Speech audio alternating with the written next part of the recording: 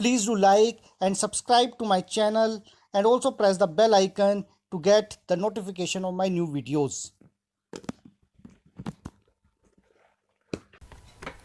Hello दोस्तों, मैं sir doctor अभिषेक महेश्वरी।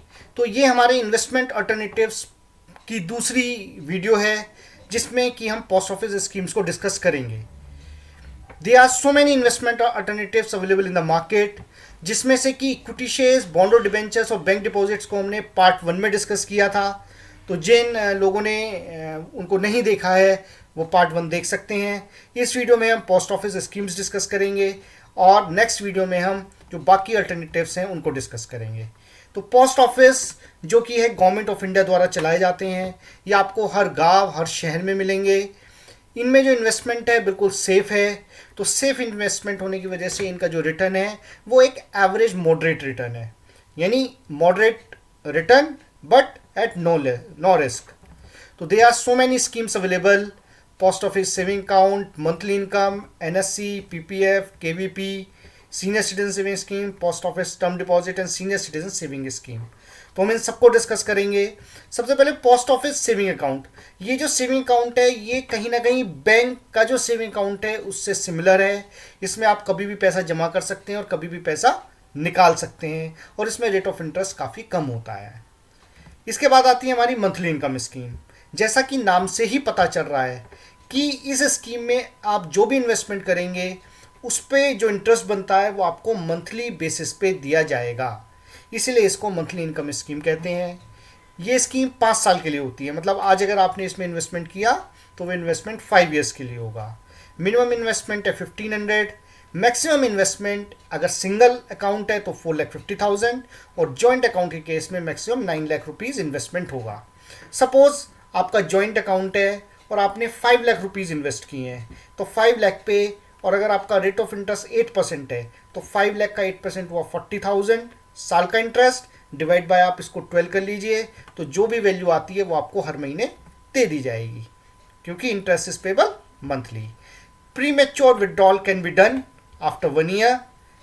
अगर इन केस ऑफ इमरजेंसी आपको पैसे की जरूरत पड़ती है तो 1 साल से पहले तो आप कुछ भी विड्रॉ नहीं कर सकते, लेकिन 1 साल से 3 साल के बीच में अगर आप विड्रॉ करते हैं तो आपने जो भी इन्वेस्टमेंट किया है उसका 2% डिडक्ट हो जाएगा। तो suppose you invested 5 lakh rupees, तो 5 लाख का 2% 10,000 डिडक्ट होके आपको 4,90,000 मिल जाएंगे।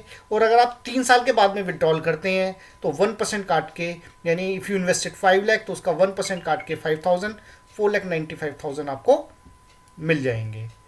सेकेंड है एनएससी। एनएससी बहुत ही पॉपुलर इंस्ट्रूमेंट है जिसको कि लोग काफ़ी खरीदते हैं। ये 5 साल का टेन्योर है। मिनिमम इन्वेस्टमेंट 1 लाख रुपीज़ है, 1,000 रुपीज़ है। Investment in NSC is deductible from taxable income under section 80C। तो ये 80C के अंदर आता है और आपकी जो टोटल इनकम है उसमें से जो आपने एनएससी में इन्वेस्टमेंट किया है वो माइनस हो जाएगा up to a maximum limit of 1,50,000। इस पर कोई टीडीएस नहीं कटता है। और अगर आपको लोन लेना हो तो आप एनएससी को as a security, as a collateral भी यूज़ कर सकते हैं। पीपीएफ, पब्लिक प्रोविडेंट फंड, इसको तो मैं कहूँगा ये इंडिया की नंबर 1 स्कीम है। हर इंडिविजुअल का पीपीएफ अकाउंट जरूर होना चाहिए, इसके बिना आपके इन्वेस्टमेंट्स अधूरे हैं। It is A 15 years account, ये 15 साल का अकाउंट है। 1 साल में कम से कम आपको 500 रुपये इसमें डिपॉजिट करने होते हैं और मैक्सिमम आप इसमें 1,50,000 डिपॉजिट कर सकते हैं। आप पीपीएफ में जो भी डिपॉजिट करते हैं उसके लिए आपकी जो टैक्सेबल इनकम है वो उस डिपॉजिट से कम हो जाती है, यानी आपका जो टैक्स बर्डन है वो भी कम हो जाएगा क्योंकि इसमें इन्वेस्टमेंट अंडर सेक्शन 80C आता है। इसका इंटरेस्ट टैक्स फ्री है and it is not attached under any order और डिक्री ऑफ ए कोर्ट, यानी किसी भी रीज़न से आप बैंकरप्ट हो जाते हैं, आपका कुर्की हो जाती है घर की, तो भी आपका जो पीपीएफ अकाउंट है वो उससे अटैच नहीं होता, यानी जितना पैसा आपका पीपीएफ में पड़ा है वो आपको तब भी मिलेगा ही मिलेगा। और अगर आपको इमरजेंसी में पैसों की ज़रूरत है तो आफ्टर 3rd ईयर आप जो है पीपीएफ अकाउंट के ऊपर लोन भी ले सकते हैं और 6 साल के बाद तो आप उसमें से पार्शियल विड्रॉल भी कर सकते हैं। 15 साल के बाद में अगर आपको लगता है अभी मेरे को पैसे की ज़रूरत नहीं है तो आप 5-5 साल के लिए उस अकाउंट को 3 बार और एक्सटेंड भी करवा सकते हैं। It is a triple E account, triple E मतलब एग्जेम्प्ट एग्जेम्प्ट एग्जेम्प्ट मीन्स जब आप इसमें इन्वेस्टमेंट करते हैं तो उस पर आपको 80C के अंडर सेक्शन 80C आपको एक रिबेट मिलती है टैक्सेबल इनकम में। इसका जो इंटरेस्ट है वो भी टैक्स फ्री है, और 15 साल बाद जब आपको पूरा कॉर्पस मिलेगा तो वो भी आपका टैक्स फ्री है। तो दैट्स वाई हम इसको एग्जेम्प्ट एग्जेम्प्ट एग्जेम्प्ट अकाउंट कहते हैं। देन वी हैव किसान विकास पत्र।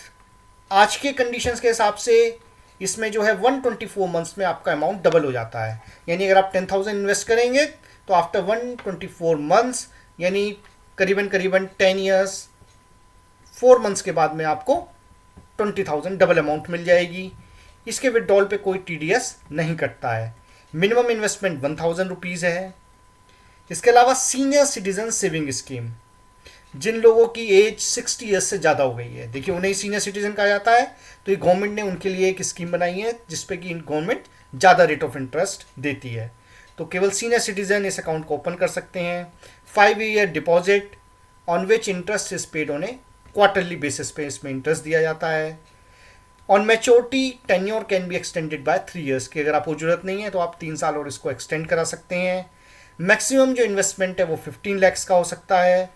And this deposit are tax deductible under section 80C। तो इस अगर कोई सीनियर सिटीजन में इन्वेस्ट करता है तो उसको भी जो टोटल इनकम है उसमें से एज पर 80C आपका जो इन्वेस्टमेंट है वो उसमें से डिडक्ट हो जाएगा। पोस्ट ऑफिस टर्म डिपॉजिट, ये बिल्कुल सेम वैसे ही हो गया जैसे बैंक में FD होती है। तो कितने टर्म के लिए आप डिपॉजिट कर रहे हैं। तो deposit account can be open with minimum ₹1,000 without any maximum limit. Maximum कुछ भी हो सकता है।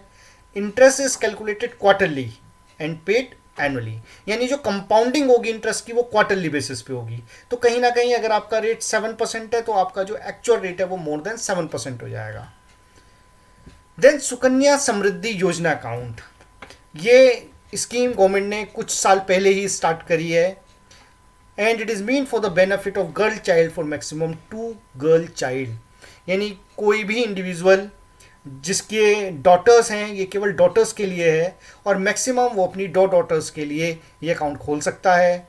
The age of the girl child should not be more than 10 years at the time of opening of the account. तो girl की age 10 साल से ज़्यादा नहीं होनी चाहिए। इसमें भी आप जो भी डिपॉजिट करते हैं, जो भी इन्वेस्टमेंट करते हैं उसके लिए आपको 80C की डिडक्शन मिलती है। मिनिमम डिपॉजिट आपको अगर आपने ये अकाउंट खोला है तो मिनिमम आपको साल में 1,000 डिपॉजिट करने पड़ेंगे और मैक्सिमम आप 1,50,000 कर सकते हैं। अकाउंट का जो टाइम पीरियड है वो है 21 ईयर्स, यानी अकाउंट 21 ईयर्स बाद मैच्योर होता है। लेकिन हाँ, अगर सपोज आपने आज अकाउंट खोला जब आपकी गर्ल की एज है 9 ईयर्स तो अकाउंट तो मैच्योर होगा जब उसकी एज 30 ईयर्स होगी। लेकिन after 18 years partial withdrawal can be done for marriage और हायर एजुकेशन पर्पजेज, तो वो आप इसमें पार्शियल विड्रॉल निकाल सकते हैं। तो इन दिस वे इस वीडियो के अंदर हमने पोस्ट ऑफिस की डिफरेंट स्कीम्स को समझा। तो पोस्ट ऑफिस की जो स्कीम्स हैं वो रिस्क एवर्स इन्वेस्टर्स के लिए बहुत ही अच्छी हैं। जो लोग रिस्क लेना पसंद नहीं करते हैं तो वो यहाँ इन्वेस्टमेंट करें, आपका इन्वेस्टमेंट सेफ है। रेट ऑफ इंटरेस्ट भी आपको मार्केट के हिसाब से ठीक ठाक मिल जाता है। एंड कहीं ना कहीं आप 500 रुपये 1,000 रुपये से भी स्टार्ट कर सकते हैं इन्वेस्टमेंट। और कुछ चीज़ों में तो जैसे टर्म डिपॉजिट वगैरह में तो कोई मैक्सिमम लिमिट भी नहीं है। तो जितना पैसा है आपके पास उस हिसाब से डिफरेंट स्कीम्स हैं। सीनियर सिटीजन्स के लिए भी स्कीम है सो डैट कि they can get more interest. Monthly income scheme है ताकि जो रिटायर्ड आदमी है वो अपना एक कॉर्पस वहाँ जमा कर दे और उसको एक पेंशन की तरह से लगभग एक उसको हर महीने एक इनकम मिलती रहे ताकि वो अपना खर्चा चलाता रहे। तो आई होप आपको ये पोस्ट ऑफिस वाला पूरा कॉन्सेप्ट समझ में आया होगा। तो इस वीडियो को लाइक करें, शेयर करें, सब्सक्राइब करें। स्वस्थ रहें, प्रसन्न रहें। Thank you.